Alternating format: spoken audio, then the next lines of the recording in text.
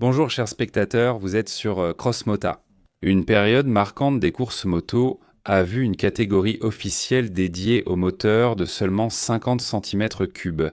L'âge d'or de ces courses a eu lieu dans les années 60 et 70 du siècle dernier. Et si vous ne connaissez pas du tout cette catégorie, ne vous précipitez pas à penser que ces courses se déroulaient à une vitesse maximale de 60-70 km/h.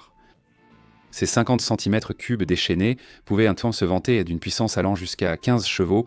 Pour exploiter au mieux leur potentiel, on utilisait des transmissions à 8 ou 9 rapports et la vitesse maximale de ces motos atteignait 200 km/h.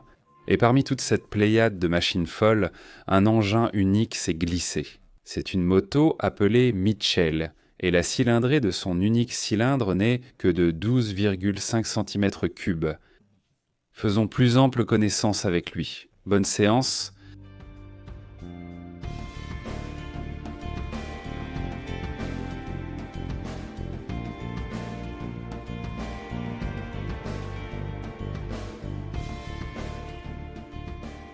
Revenons dans le passé, fin des années 50. À cette époque vivait un Écossais nommé Duncan Mitchell.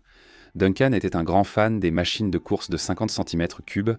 Son enthousiasme était sans limite, et il fut l'un de ceux qui ont convaincu les organisateurs de l'événement de Brands Hatch, en 1958, organiser des courses 50 cm3 sur leur circuit.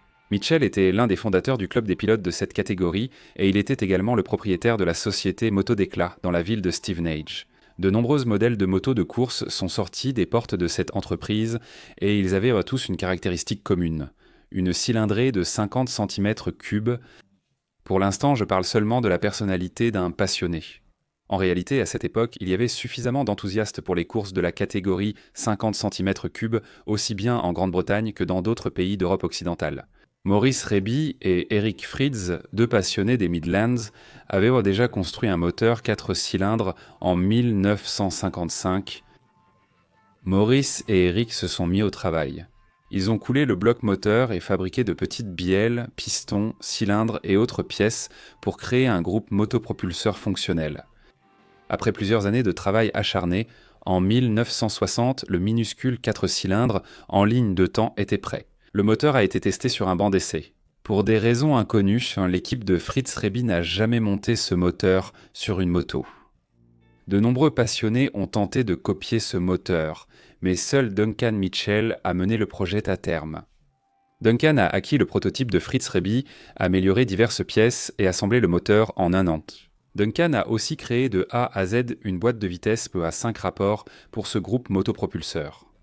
Les caractéristiques du moteur se sont avérées les suivantes: une cylindrée de 50 cm3, c'est-à-dire que chaque cylindre avait un volume de seulement 12,5 cm3 sens. Le cylindre mesurait 25,3 mm de diamètre et le piston avait une course de 25, le taux de compression était de 10%.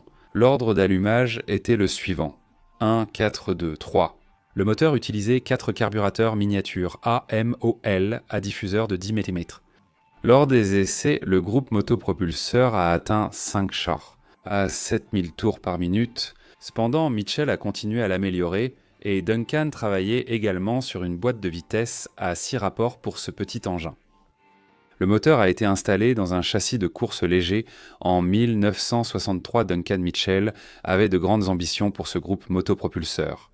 Par exemple, il envisageait une version de ce moteur avec refroidissement liquide pour l'installer sur des motos de course de série Moto d'Éclat. Cependant, ce projet n'était pas destiné à se réaliser.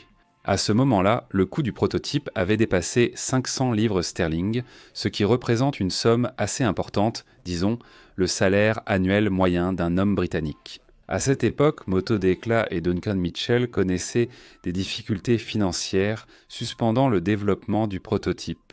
La moto Mitchell, avec son minuscule 4 cylindres en ligne, a été construite en un seul exemplaire, et elle n'était pas destinée à prendre la piste de course. Après un certain temps, la machine a rejoint la collection de motos de Sammy Miller, où elle a certes été restaurée, et elle s'y trouve encore aujourd'hui.